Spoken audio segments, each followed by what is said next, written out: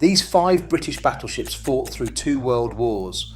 They were among the most famous warships of their generation, and today, not one of them survives.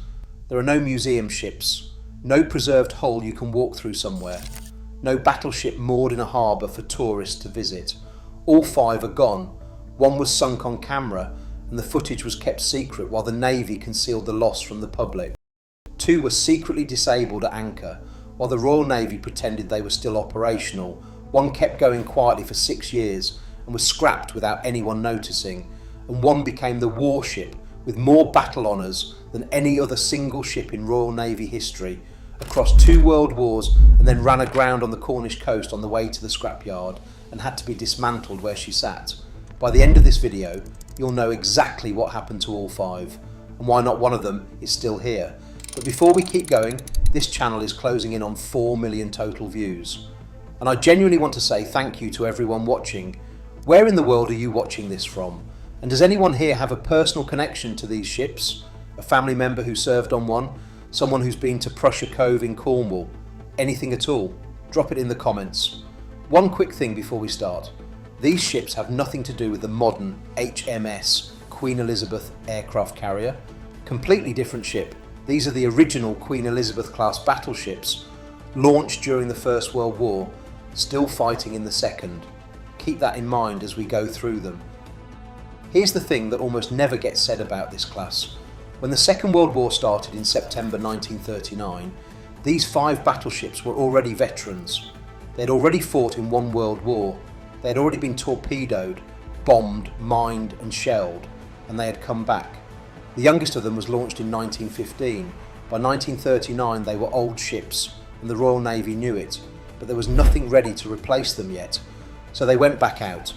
Let's start with the one that was filmed.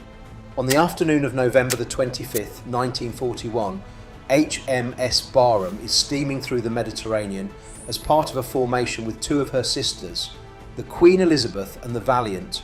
A German submarine, U-331, has been tracking the formation underwater for hours, waiting for the right moment.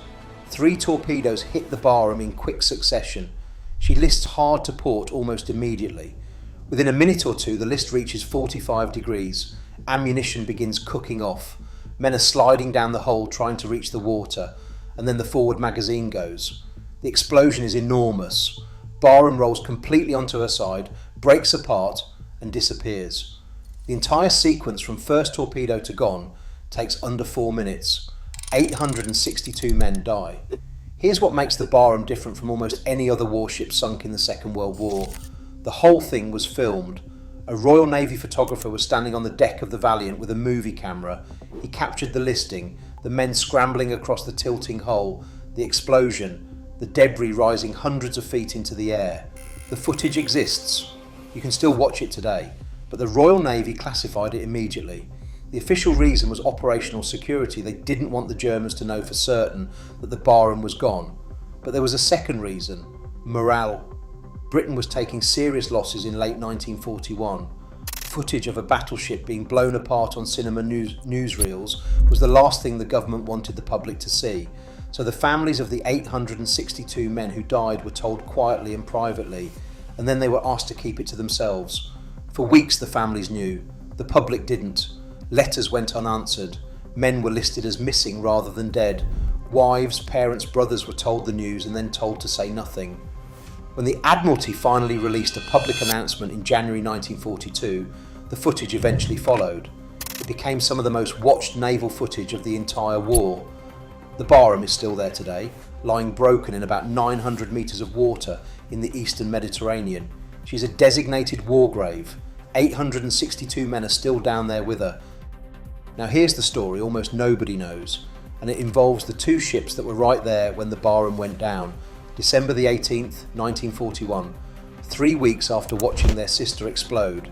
HMS Queen Elizabeth and HMS Valiant are sitting at anchor in the harbour at Alexandria, Egypt. The harbour is considered one of the most protected anchorages in the Mediterranean. Anti-submarine nets, booms, patrol boats and a guard ship at the entrance. 6 Italian frogmen enter the harbour anyway. They're riding human torpedoes, slow, steerable underwater vehicles, with a detachable explosive charge at the nose. The Italians had been developing them for years. 3 two-man teams enter the water in the darkness and begin working their way through the harbour defences. It takes hours. One team loses their vehicle and has to swim the final distance. They make it anyway. The team targeting the Valiant is led by a man named Luigi Durand de la Penne. His own torpedo breaks down while he's under the Valiant's hull, too deep to surface safely. He drags the explosive charge the last distance by hand, alone, in the dark, along the harbour floor. He plants it directly beneath the Valiant's keel. Then he surfaces. He's pulled out of the water and captured within minutes. Valiant's captain interrogates him personally. Where is the charge? When does it detonate? De la Penne doesn't answer. The captain has him locked in the Valiant's forward compartment, directly above the spot where De la Penne has just planted the bomb. With about 10 minutes left, De la Penne asks to speak to the captain again. He tells him the charge is about to go off, not where it is, not how to disarm it, just that the crew should get off the ship. The crew evacuates. The charge detonates. The Valiant settles to the harbour floor. Seconds later, the same thing happens to the Queen Elizabeth. Both battleships are now sitting on the bottom of Alexandria harbour. 3 Italian frogmen are captured. 3 escape and eventually reach home. And now comes the part that turns this from a remarkable raid into something stranger. The Royal Navy tells nobody. The ships are sitting in shallow enough water that their upper decks are still above the surface. The Navy orders them to look as normal as possible from the outside. Flags fly from the mastheads. Routine signals are sent. Officers come and go as scheduled. From the air, from a distance, from any intelligence report trying to account for British naval strength in the Mediterranean, the Queen Elizabeth and the Valiant appear to still be fully operational warships. They are sitting on the sea floor. The deception holds for months. Italian intelligence reported the raid as a success, but uncertainty about the true extent of the damage meant they couldn't fully exploit the advantage. The British had lost in a single night effectively their entire battleship force in the eastern Mediterranean, and almost nobody outside the Navy knew it. Both ships were eventually raised and repaired.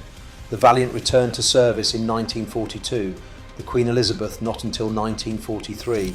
Both were scrapped in 1948. As for Luigi Durand de la Penne, he spent time as a prisoner of war. When Italy switched sides in 1943, he was released. In 1945, he was awarded Italy's highest military honour for the Alexandria raid. The man who presented it to him at the ceremony was Captain Morgan, the same officer who had interrogated him in that cabin 3 years earlier on the ship De la Penne, had just put on the harbour floor. HMS Malaya is the least famous of the 5 ships in this class, and in some ways that's the whole point.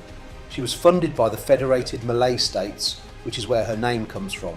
She survived the Battle of Jutland in 1916 with serious damage, took a number of direct hits, lost men, made it home. She came back. In March 1941, a German torpedo caught her in the Atlantic. U-106 hit her while she was escorting a convoy. She was badly damaged but didn't sink. Instead, she crossed the Atlantic for repairs, made it all the way to New York, was patched up in an American shipyard, and then sailed back across to rejoin the war. She escorted convoys. She showed up where she was needed. She never appeared in the dramatic headline moments the others did. She just kept going. Unglamorous, consistent, uncelebrated. When the war ended, Malaya was scrapped in 1948 alongside her surviving sisters. No ceremony, no memorial. Most battleship histories mention her in passing. That's about all she gets. And there's something worth saying about a ship that did exactly what was asked of it across 30 years and simply wore out. And then there was Warspite. If you had to point to one ship that represents what a British battleship could be across the full span of the 20th century, the answer is almost certainly Warspite. She was commissioned in 1915. At the Battle of Jutland the following year, she took 15 direct hits and was so severely damaged that her steering jammed, spinning her in a complete circle under German fire while her crew fought to get it back. She still made it home. They considered scrapping her then. They repaired her instead. In April 1940, Warspite is in Norwegian waters during the German invasion. In the Second Battle of Narvik, She and the destroyers accompanying her destroyed 8 German destroyers, effectively wiping out the German destroyer force committed to the battle. She takes shell hits during the action. She keeps going. She's there at the Battle of Cape Matapan in 1941, hunting Italian cruisers through the night. Her guns sink 2 of them in darkness at close range. A precise and devastating action the Italians never saw coming. She's there during the evacuation of Crete, taking 3 direct bomb hits in a single day and still managing to limp back to port. She provides naval gunfire support for the Allied landings in Sicily, then Italy. Off Salerno in September 1943, she's hit by something new. A German radio-controlled glide bomb, a Fritz X, comes through her hull. It's one of the first precision-guided weapons ever used in combat. The Allies had not fully worked out how to stop them yet. Warspite is badly damaged. She is still patched up and sent back out. And then there's the 6th of June 1944, D-Day. Warspite is off the Normandy coast, her guns firing at German artillery positions and fortifications miles inland. Targets invisible from the sea, directed by spotters ashore. Shells the size of a small car. By the time the war ends, she has accumulated more battle honours than any other single ship in Royal Navy history across 2 world wars. Then the war ends. The Navy decides she is too old and too damaged to keep. In 1947, the decision is made to scrap her. 2 tugs leave Portsmouth, towing Warspite north toward a breaker's yard in Faslane, Scotland. The weather turns bad in the English Channel. The tow lines snap. The warship with more battle honours than any other single ship in Royal Navy history runs aground on the Cornish coast. They try to refloat her. They can't. Breaking work begins where she sits and continues over the following years at Marazion, a few miles along the coast. Salvage workers move in. Locals begin pulling away whatever they can reach: fittings, timber, metal, nameplates. Pieces of the ship disappear into Cornish homes and pubs. The breaking up takes the better part of a decade to complete. A ship that had been bombed, torpedoed, mined and shelled in 2 world wars and never once been put down, ran aground on her way to the scrapyard and had to be taken apart on a beach because she couldn't make it to the place she was supposed to die. Some of her anchor chain is still there on the Cornish coast today. So here's where all 5 of these ships end up. The Barham is on the floor of the Mediterranean, 900 metres down, with 862 men still inside. The Queen Elizabeth and the Valiant were raised from the bottom of Alexandria harbour, returned to service and scrapped in 1948. The Malaya survived everything and was scrapped in 1948. And the Warspite, the ship with more battle honours than any other single ship in Royal Navy history, spent her final years being slowly taken apart on the Cornish coast. Not one of the 5 survived. That's the thing about this class that doesn't quite land until you sit with it. These weren't ships that were outclassed early and sent to some quiet corner of the war. They'd already fought 1 world war before the second one started. They were the backbone of the Royal Navy across 30 years of conflict. And when it was over, every single one of them was gone within 3 years of the peace. America's most powerful battleships of the Second World War, the 4 Iowa-class ships, are all museum ships today. All 4 survived the war. All 4 were preserved. You can walk their decks in California, New Jersey, Hawaii and Virginia. Not one Queen Elizabeth-class battleship made it. The ships that defined British naval power for a generation were already being cut up for scrap before most people had finished celebrating. There is no museum.